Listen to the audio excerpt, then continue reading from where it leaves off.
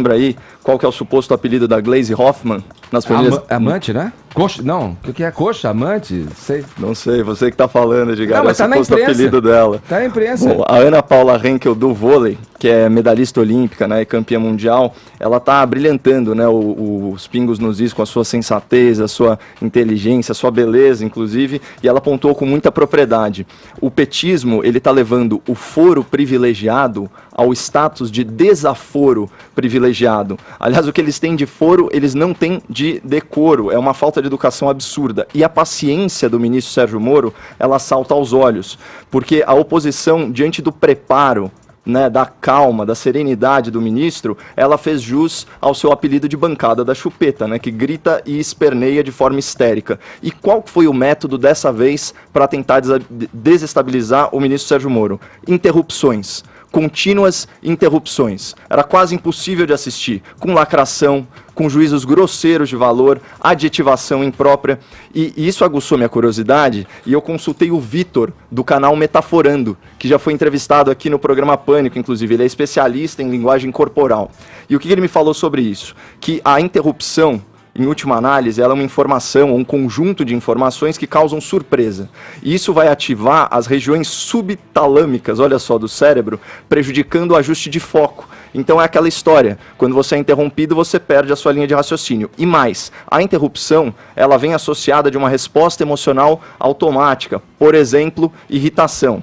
No interrompido, óbvio. E aqui você tem um processo que a neurociência batizou de sequestro da amígdala. A amígdala é aquela região de processamento emocional no cérebro. O que acontece? O foco, ele é reorientado para o sistema límbico, que é, vamos dizer assim, a região mais primitiva do cérebro. E isso vai causar um lapso nas funções executivas que são associadas aí a pensamento crítico, a lógica e ao comportamento racional. Portanto, os petistas, eles não interrompem o Sérgio Moro simplesmente por falta de educação. Essa é uma estratégia associada a mau caratismo. Cara, mas essa galera acho que nem é capaz de elaborar uma... Não, pelo contrário, é um modus, estratégia disso, é um modus operandi. Eu lembrei até de Polônio em Hamlet, né?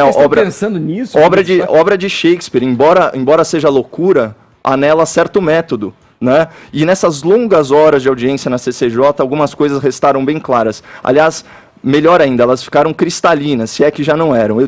Vou destacar 3 pontos para o ouvinte. Primeiro, os arquivos, né, das supostas conversas, eles foram obtidos ilegalmente por prática criminosa. Isso aí é dado como certo por praticamente todo mundo.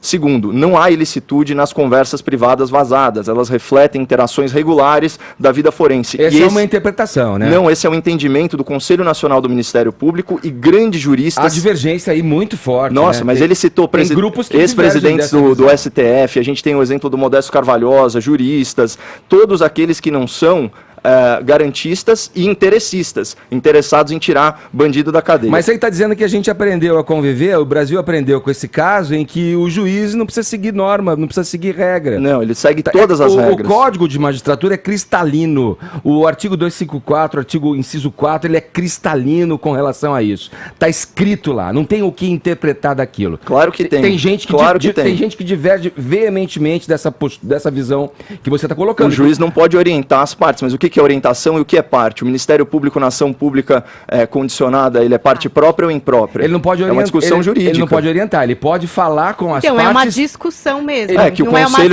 o Conselho Nacional do Ministério Público avaliou aquilo e, se verdadeiro for, falou, aqui não tem absolutamente nada. Caio, ele pode falar com as partes dentro do protocolo da lei. As coisas têm que estar ali protocoladas dentro do processo legal que corre e não... você vê, tem defesa de que fala, olha, os tempos são outros, as mídias, as possibilidades tecnológicas permitem que isso aconteça. Informalmente, isso acontece no cafezinho desde sempre. Agora, é correto isso? É lícito isso? Sim, como a gente já falou aqui, o compromisso do juiz e do Ministério Público é com a verdade e com a justiça. O Ministério Público, ele não é simplesmente acusador, ele pode pedir absolvição, que é o terceiro ponto que eu ia destacar. O histórico da Lava Jato, nos autos, ou seja, onde realmente interessa, ele tem alto índice de absolvição de réus, se não me engano é superior a 20%, e indeferimento de pedidos da Procuradoria, mais do que deferimentos. Então isso comprova que não houve conluio entre magistratura e Ministério Ministério Público, e isso é uma verdade estatística. Então, assim, a Vaza Jato, até esse momento, é um grande fiasco do jornalismo, porque, como bem sugeriu o ministro Sérgio Moro, o site panfletário de militância esquerdista, o The Intercept, ele trabalha com a premissa inversa. Primeiro ele elabora a tese e depois ele ajusta a narrativa. É um caso patológico de viés de confirmação. Inclusive, o nosso chefe de jornalismo, o Felipe Moura Brasil, desenterrou aí no baú dele um tweet do Glenn Greenwald, em 18 de agosto do ano passado, que diz o seguinte, abre aspas para o Glenn: os jornalistas ainda não têm uma estratégia eficaz para bater Bolsonaro. Olha isso, é preciso desenvolver uma rapidamente. E ele continua comentando isso. A informação relevante e precisa é que Bolsonaro é uma grave ameaça aos princípios básicos da democracia, um mentiroso e um fanático. O trabalho dos jornalistas é mostrar isso. Então, o Glenn, ele confunde jornalismo com militância e ele confunde a sua própria opinião, né, com a verdade dos fatos. E agora está muito engraçado, porque olha a saia justa que a Folha de São Paulo se meteu. Olha a saia justa que eles se meteram, a ponto de terem que fazer um editorial chamado o seguinte: o caso Lula, abre aspas para a Folha de São Paulo. Em uma operação de longo prazo, essa proximidade entre juiz e acusador seria natural. Além disso, as conversas até que divulgadas não mostraram de modo inquestionável condutas ilícitas de Moro ou dos procuradores. Considere-se ainda que o ex-presidente foi condenado por corrupção em 3 instâncias judiciais, que na essência só divergiram no tamanho das penas aplicadas. Por fim, e não menos importante, ainda não se atestou a autenticidade das mensagens, que de resto talvez tenham sido obtidas de forma criminosa. Da ilegalidade dessa prova decorreria sua inutilidade do ponto de vista jurídico. Ou seja, a Folha, como órgão de imprensa, foi o único órgão de imprensa que teve acesso ao conteúdo dos arquivos. Então ela já fala com a propriedade de quem não encontrou nada. E esse editorial é o primeiro passo do jornal Folha de São Paulo no sentido de lavar suas mãos, que estão sujas do sensacionalismo e da propaganda política do caso Vaza Jato. E nem valeria, né? Porque essas provas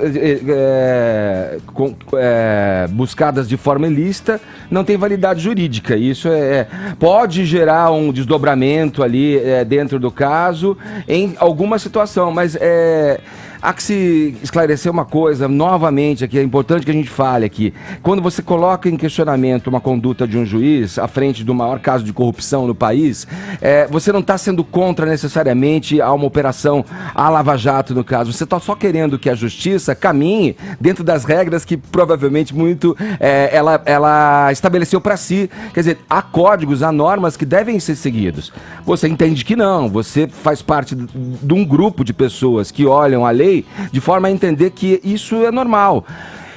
Eu tendo a achar que isso pode, num futuro, envolver outras pessoas em outras circunstâncias e que uma atitude como essa não seria nunca bem-vinda. Então, eu acho que isso aqui fica como um precedente para a gente ir desenvolvendo também o entendimento do que é permitido e do que é praticado. Senão a gente vai achar que tudo sempre é banal, tudo sempre é normal que aconteça. É normal que o juiz fale com o procurador no cafezinho? É normal que o juiz fale com o advogado X, oriente ali.